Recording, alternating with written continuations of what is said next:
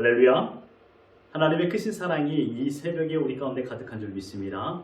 오늘 우리는 출애굽기 37장 1절로 29절의 본문을 통하여 바른 기도는 순종으로 이어집니다 라는 제목으로 하나님의 말씀을 함께 나누도록 하겠습니다. 우리는 계속해서 성막 건축 과정을 묵상하고 있습니다. 오늘 본문은 두 부분으로 나뉘어서 생각할 수 있습니다. 첫째는 1절로 9절에서 성막의 가장 중요한 지성소의 기구 제작 내용입니다. 순서상 지성소에 위치할 기구를 제작하는 것이 먼저겠지만 성경의 기록을 보면 앞장 36장에서는 실과 가죽을 통하여 포장막을 만들고 성막의 뼈대가 되는 널판과 그 널판을 고정하는 받침대들과 띠들을 제작하라고 하였습니다. 그리고 오늘 1절에 보면요, 부살렐이 조각목으로 궤를 만들었으니 라고 하였습니다. 하나님께서 특별히 임명한 부살렐이 지성소에 안치될 언약궤를 제작하게 되었던 것이죠. 그리고 언약궤를 덮은 덮개, 그러니까 속죄소를 제작하게 되었습니다. 여러분, 지성소는 어떤 곳입니까? 천국을 비롯한 온 땅에 가장 화려하고 위험 있는 곳은 하나님의 보좌입니다. 그리고 이 땅에서 가장 거룩한 곳은 지성소입니다. 왜냐하면 지성소는 하나님의 임재를 상징하는 곳이기 때문입니다. 언약궤와 속죄소는 하나의 모형으로 만들어졌습니다. 속죄소는 언약궤의 덮개처럼 언약궤 위에 놓여있게 하였습니다. 그리고 조각목으로 궤를 만들고 순금으로 안팎을 싸게 하였습니다. 그러나 속죄소는 오직 순금으로만 제작하였습니다. 양편 끝에 각각 하나씩의 그룹을 만들어 서로 마주보게 하였습니다. 여기에서 그룹은 날개를 가진 천사를 의미합니다. 그룹들이 날개를 펴서 그 날개로 속죄소를 덮게 하였습니다. 여러분, 이미지를 그려보십시오. 양쪽에서 천사가 두 날개를 높이 들고 있습니다. 그러면 자연스럽게 아치형의 공간이 만들어지죠. 이 공간이 하나님의 임재를 상징하는 곳입니다. 하나님께서는 그룹들의 찬양 위에 임재하시며 이때 언약궤는 하나님의 발등상과 같은 역할을 하는 것입니다. 사실 하나님은 영이시기 때문에 이 땅에 임재하실 때 그 어떠한 공간을 필요치 않습니다. 더더군다나 하나님께서 앉기 위하여 의자가 필요하신 분도 아니십니다. 그렇다면 성막 안에 특별한 지성소와 순금으로 이러한 공간을 만드신 이유는 무엇일까요? 언약궤는 하나님의 통치의 상징입니다. 그리고 속죄소는 하나님께서 이스라엘 백성을 만나시는 장소입니다. 속죄소는 하나님께서 그의 백성들에게 은혜를 베푸시는 자리입니다. 그래서 속죄소를 다른 말로 시온소라고 말합니다. 이 지성소는요, 1년에 단 한 차례 대속죄일에 대제사장이 출입하였고 그곳에서 이스라엘 백성들의 죄를 속죄하는 제사를 드렸던 곳입니다. 대속죄를 통하여 이스라엘 백성이 죄를 사하여 주셨고 결과론적으로 이스라엘은 하나님과 지속적인 관계를 유지할 수 있게 되었습니다. 그러므로 지성소는 하나님의 온전하신 은혜를 공급받는 장소였던 것이죠. 그리고 두 번째 부분은 10절로 29절에서 성소에 배치되는 진설병상, 등잔대, 제단과 제단에 사용할 향과 관유 제작에 관한 내용입니다. 여러분, 등잔대는 성소의 유일한 빛을 내는 도구입니다. 등잔대는 살구나무 가지와 꽃 모양으로 만들었습니다. 등잔대는 하나님의 인도를 상징하는 것입니다. 여러분, 광야에는 길이 하나뿐이 없습니다. 길이 있다라면 오직 하나님의 인도하심이죠.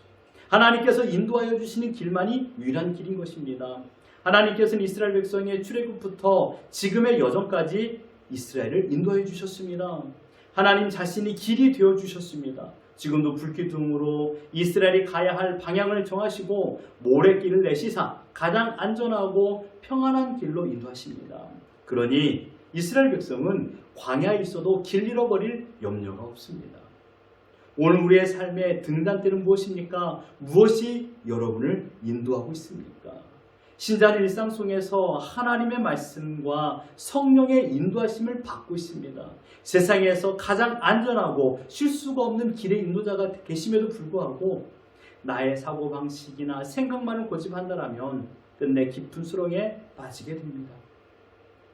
하나님의 인도를 가로막는 것은 다름 아닌 내 자신입니다. 나의 이기심이 가장 큰 장애물입니다. 매일마다 자기 중심적으로 하나님의 인도를 갈망하고 있습니다. 때로는 내 자신이 하나님의 인도하심을 판단하기도 합니다. 심지어 거부하기도 하죠. 틀렸다고 가르치려고도 합니다. 내가 원하는 방향으로 하나님께서 허락해 주시기를 협박하기도 합니다. 우리가 얼마나 눈높이가 높은지 아십니까? 하나님의 인도하심에 리젝을 할 때도 있습니다. 그리고 자기 마음에 들면 그제서야 하나님의 뜻이라고 말하는 경우가 얼마나 많이 있습니까? 혹시 지금 여러분의 인생길이 어렵다고 느껴지십니까? 그렇다면 지금 가는 길을 멈추시고 하나님께 여쭈어야 합니다. 어디에서부터 잘못되었습니까? 가르쳐 주십시오, 하나님. 구하고 찾는 자들을 하나님께서는요, 외면하지 않습니다. 하나님은 인생길을 안내하는 전문가이십니다. 전문가의 코칭을 받는 것은 부끄러움이 아닙니다. 자녀로서 아버지에게 삶의 철학을 묻는 것이 어찌 부끄러운 일일까요? 나의 갈 길 다가도록 하나님 인도하여 주시옵소서. 이러한 은혜의 새벽이 되기를 주님의 이름으로 축원합니다. 또한 두 번째 생각해 볼 것은 분향단입니다. 분향단은 성도의 기도를 상징한다고 하였습니다.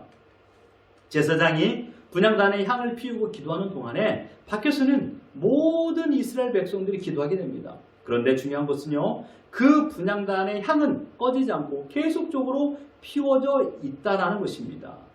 그 향은 하늘로 올라갑니다. 그렇습니다.